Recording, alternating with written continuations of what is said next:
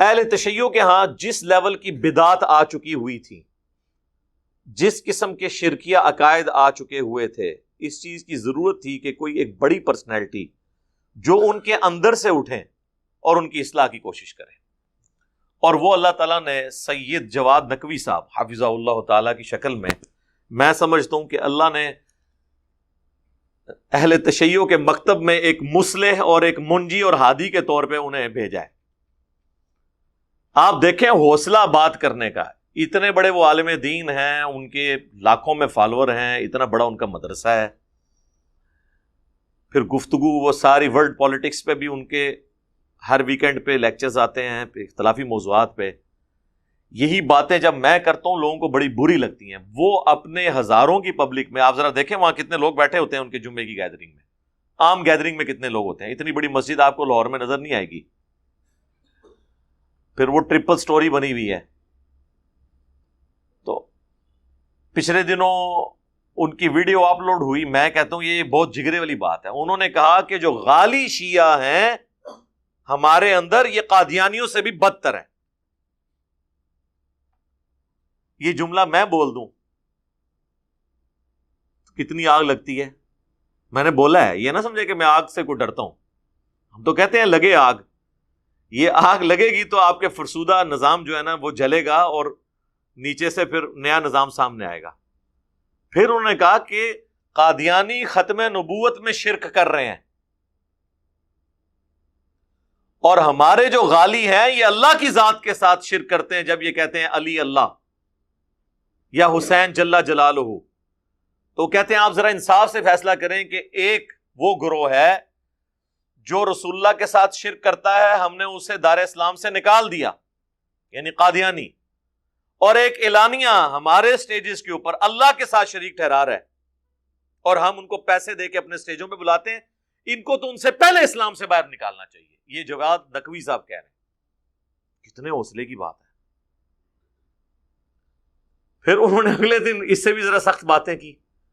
انہوں نے کہا کہ غالی شیعہ تو قادیانیوں سے بدتر ہیں، لیکن جو صوفیاء کا طبقہ ہے، خصوصاً انہوں نے بریلوی مکتب کی بات کی، ان کا معاملہ ہمارے غالی شیعہ سے بھی آگے بڑھ چکا ہے۔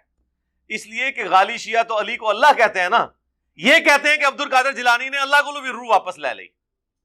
ہاں، اب لاجیکلی سپیکنگ آپ دیکھیں نا ذرا، جب میتھمیٹیکل ایکویشنز بنتی ہیں نا پھر ایسے ہی بنتی ہیں۔ وہ آپ نے سنا نہیں، وہ جمال الدین قادری بغدادی صاحب کہتے ہیں کہ جی چھڑ دو عبد القادر وش پہ گیا،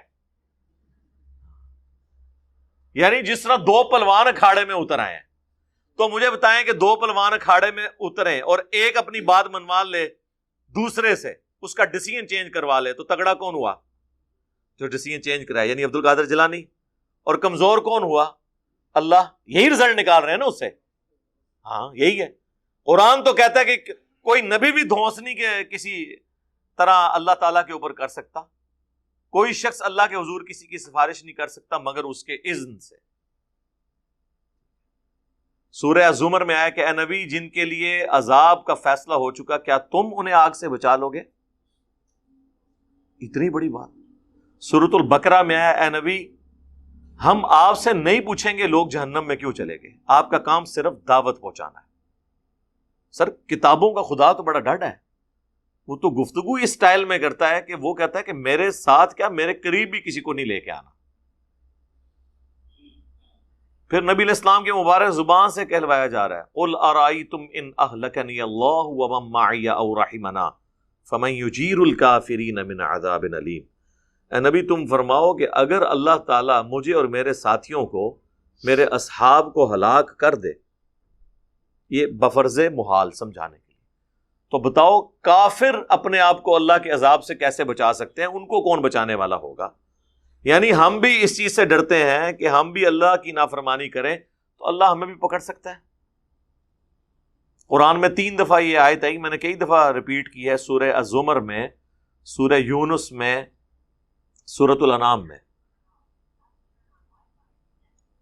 اللہ تعالیٰ نے اپنے محبوب صلی اللہ علیہ وآلہ وسلم کی مبارک زبان سے کہلوایا ہے قُلْ إِنِّي أَخَافُ إِنْ عَصَيْتُ رَبِّي عَذَابَ يَوْمٍ عَظِيمٍ۔ اے نبی تم فرماؤ کہ مجھے تو خود اس بات کا خوف ہے کہ بالفرض اگر میں بھی اپنے رب کی نافرمانی کروں تو بڑے دن کا عذاب مجھے بھی آ پکڑے گا۔ تو یہ غلوف والا مسئلہ آپ دیکھیں انبیاء کے ساتھ ہی ہوا ہے۔ ظاہر ہے انبیاء کو ہی اللہ کے ساتھ شریک ٹھہرایا جائے گا، اللہ کے نیک بندوں کو، ظاہر اللہ کے دشمنوں کو تو نہیں ٹھہرایا جائے گا۔ حضرت عیسیٰ ابن مریم کے بارے میں ڈیوینٹی کلیم ہوئی ہے نا، اور ہمارے نبی علیہ السلام پہلے ہی خبردار کر رہے ہیں، صحیح بخاری میں حدیث ہے، دیکھنا میری اس شان کو اس طرح بلند نہ کرنا جس طرح نصارہ نے کیا، میں اللہ کا بندہ اور اس کا رسول ہوں، مجھے اللہ کا بندہ اور اس کا رسول ہی کہنا۔ اہل تشیع میں یعنی اس طرح ایک اسکالر دیوبند میں آپ دیکھ لیں، مولانا طارق جمیل صاحب نے بھی تھنک آؤٹ آف باکس کیا، اور اہل البیت کے حوالے سے انہوں نے ایک واضح سٹانس لیا، من کنت مولا فہذا علی مولا، یہ حدیث بیان کی، پھر سیدنا علی کے فضائل بیان کیے، لیکن اس کے بعد انہوں نے یہ رزلٹ نہیں نکالا کہ مولا علی کو آپ نے مدد کے لیے پکارنا ہے۔ انہوں نے کہا کہ سیدنا علی سے ہماری عقیدت ہونی چاہیے، اللہ کے نبی علیہ السلام نے انہیں ہمارا سرپرست بنایا ہے، بس عقیدت کا ایک معاملہ ہے، باقی یہ تو نہیں، مشکل کشا تو اللہ ہے، مولا علی بھی اللہ کو پکارتے تھے، ہمیں بھی اللہ ہی کو پکارنا ہے۔